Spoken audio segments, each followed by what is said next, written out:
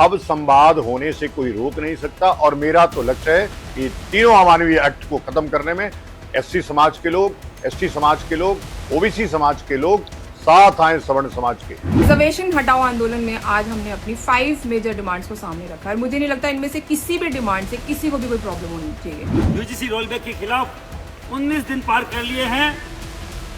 3 अगस्त को हम लोग जयपुर पहुंचेंगे। केंद्र की मोदी सरकार को अब आरक्षण वापस लेना पड़ेगा।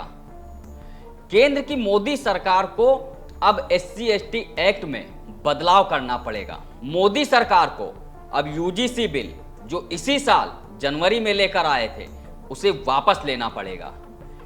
ये बातें हम नहीं बोल रहे हैं, ये बातें अब वही सवर्ण समाज बोल रहा है जो पिछले कई महीनों से यूजीसी को लेकर विरोध प्रदर्शन कर रहा था। और अब ये विरोध प्रदर्शन बहुत ही बड़ा आंदोलन बन चुका है। करीब 50 से 60 लाख लोग इन सब कानूनों के विरोध में आ गए हैं और अब वो बड़े आंदोलन की तैयारी कर रहे हैं। और अब इन सभी कानूनों को वो मोदी सरकार से सवर्ण जो है वो किस तरीके से वापस कराएगा, उस पर हम एक एक करके बयानों को दिखाएंगे और वो वीडियोस भी दिखाएंगे और वो खबर भी बताएंगे जो अब पूरी तरीके से चर्चा में आ गई है। नमस्कार, मेरा नाम है शैलेंद्र वर्मा और आप देख रहे हैं बतकही चौक। पिछले काफी दिनों से सवर्ण समाज यूजीसी के विरोध में तमाम तरीके के प्रदर्शन किए, जुलूस निकाले, विरोध प्रदर्शन किए, धरना दिया, लेकिन सरकार यूजीसी के मामले पर टस से मस नहीं हुई। वो अपने फैसले पर पूरी तरीके से अटल और अडिग दिखाई दी। लेकिन अब जो सवर्ण समाज यूजीसी रोल बैक के नारे लगा रहा था वही अब रिजर्वेशन के मुद्दे पर पूरी तरीके से लामबंद हो चुका है। क्योंकि जिस तरीके से सीजेपी रातों रात एक बड़ी पार्टी बनकर उभरी थी सोशल मीडिया पर, उसी तरीके से इंस्टाग्राम पर RHA यानी कि रिजर्वेशन हटाओ आंदोलन नाम का एक अकाउंट बनाया गया, जिस पर एक ही हफ्ते में करीब 5 से 7 दिनों के अंदर करीब 60 लाख लोग उससे जुड़ गए हैं और वो मांग कर रहे हैं कि रिजर्वेशन जो आरक्षण है उसे जात के आधार पर ना देते हुए आर्थिक आधार पर दिया जाए। रिजर्वेशन हटाओ आंदोलन में आज हमने अपनी 5 मेजर डिमांड्स को सामने रखा और मुझे नहीं लगता इनमें से किसी भी डिमांड से किसी को भी कोई प्रॉब्लम होनी चाहिए। ये जो डिमांड है ये देश के हित में, हर सिटीजन के हित में है और जो हम अपना सपना देख रहे हैं विकसित भारत का, वो इन्हीं डिमांड से शुरू होता है। पहली demand income based reservation, caste based reservation से इनकम बेस्ड रिजर्वेशन करिए। गरीबी की कोई जाति नहीं होती, जो गरीब है वो गरीब है, उसकी आप हेल्प करिए, चाहे वो SC ST OBC से हो, चाहे वो जनरल कैटेगरी से हो। दूसरी डिमांड 1 फैमिली 1 रिजर्वेशन 1 टाइम। अभी क्या हो रहा है, पेरेंट्स भी रिजर्वेशन यूज कर रहे हैं, बच्चे भी रिजर्वेशन यूज कर रहे हैं, उनके आने वाले टाइम में उनके बच्चे भी रिजर्वेशन यूज करेंगे, तो ये बंद होना चाहिए। एक फैमिली में एक ही मेंबर को रिजर्वेशन मिलना चाहिए। सेकेंड, इसी का सब पार्ट है 1 टाइम रिजर्वेशन। अभी क्या हो रहा है, एजुकेशन में रिजर्वेशन यूज कर रहे हैं, ग्रेजुएशन में, पोस्ट ग्रेजुएशन में, PhD में, फिर जॉब में यूज कर रहे हैं, प्रमोशन में यूज कर रहे हैं, ये सब बंद होना चाहिए। 1 टाइम रिजर्वेशन या आप एजुकेशन में यूज करिए या आप जॉब में यूज करिए। Third demand minimum standards for everyone. अभी क्या हो रहा है, 0 मार्क्स वाले को गवर्नमेंट स्कूल में टीचर बनाया जा रहा है, 2 नंबर वाले को साइंस टीचर बनाया जा रहा है, नेगेटिव नंबर वाले को नीट PG में एडमिशन दिया जा रहा है। तो there should be minimum qualifying marks. उसके बाद अगर सीट्स नहीं भरती है तो वो सीट्स आप जनरल कैटेगरी को दे दीजिए, लेकिन किसी भी कंडीशन में मेरिट कॉम्प्रोमाइज नहीं होना चाहिए। Fourth demand stop reservation politics. अभी क्या हो रहा है, हर इलेक्शन से पहले पॉलिटिकल पार्टीज अनाउंस करती है हम रिजर्वेशन बढ़ा देंगे, हम रिजर्वेशन को प्राइवेट सेक्टर में लेके आ जाएंगे। ये बंद होना चाहिए। जो 50% जो लिमिट है वो ब्रीच नहीं होनी चाहिए और हर 10 साल में रिजर्वेशन को आप रिव्यू करिए। जिन फैमिलीज ने बेनिफिट ले लिया है उनको आप जनरल कैटेगरी में मूव करिए। फिफ्थ डिमांड सबसे इंपॉर्टेंट, सनसेट क्लॉज। कोई भी पॉलिसी जिंदगी भर नहीं चल सकती, there has to be a timeline. तो वो गवर्नमेंट को हमें बताना पड़ेगा कि कितने साल और लगेंगे कि वो एजुकेशनल इंफ्रास्ट्रक्चर इतना ठीक करे कि किसी को भी आने वाले टाइम में रिजर्वेशन की जरूरत ना पड़े। ये हमारी 5 मेजर डिमांड्स हैं। हमारा गोल किसी का भी हक छीनना नहीं है, लेकिन अब टाइम आ गया है कि रिजर्वेशन में रिफॉर्म्स की डिमांड की जाए। अब इस मामले पर सिर्फ सवर्ण समाज के लोग ही नहीं बल्कि तमाम साधु संत भी मुखर होकर आवाज उठा रहे हैं और संतों का एक तबका तो अब पूरी तरीके से आंदोलन करने को तैयार हो चुका है। वो सड़कों पर उतरने की पूरी प्लानिंग कर रहा है। उधर दूसरी तरफ सवर्ण समाज से जुड़े ही तमाम सारे संगठन यूजीसी को लेकर विरोध कर रहे हैं। तो कुल मिलाकर सवर्ण समाज यूजीसी, आरक्षण और SC ST एक्ट के मामले पर पूरी तरीके से आंदोलन की तैयारी कर रहा है और जिसको लेकर काफी दिन से जो लड़ाई धीमी चल रही थी उसे अब एक बार फिर से तेज करने की तैयारी शुरू हो गई है। ये कुछ तस्वीरें देखिए। ये महिपाल सिंह मकराना हैं जो यूजीसी के विरोध में 600 किलोमीटर की यात्रा निकाल रहे हैं। वो 3 अगस्त को जयपुर पहुंचेंगे जहां पर वो एक बड़ा प्रदर्शन करेंगे।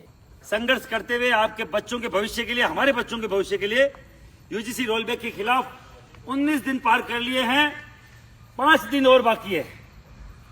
3 अगस्त को हम लोग जयपुर पहुंचेंगे, जिसमें कहा जा रहा है कि लाखों की संख्या में सवर्ण समाज के लोग एकत्रित होंगे और वो यूजीसी के विरोध में प्रदर्शन करेंगे।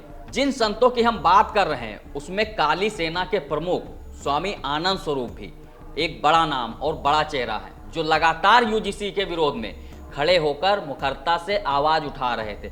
अब वही आरक्षण और SC/ST एक्ट के विरोध में भी आवाज उठा रहे हैं और उन्होंने क्या कुछ कहा, पहले आप उसे सुन लीजिए। ओम नमो नारायण। आरक्षण जैसे अमानवीय, SC/ST जैसे अमानवीय और यूजीसी जैसे अमानवीय एक्ट को खत्म करने के लिए पक्ष और विपक्ष दोनों के लोग चर्चा भी नहीं करना चाहते हैं। भाई चर्चा तो करो, अगर अच्छा है तो जारी रखो, खराब है तो रोको उसको। अब एक अनर्गल रूप से एक योग्य पीढ़ी को पूरी तरह से बर्बाद किया जा रहा है। कोई लड़का 600 नंबर पाकर के बेरोजगार है, कोई 100 नंबर पाकर के IAS बन रहा है। ये कहाँ का न्याय है? कैसे सोशल जस्टिस की बात इस देश में हो रही है? तो मैं बस इतना चाहता हूं, बहस शुरू होनी चाहिए, इस पे संवाद होना चाहिए।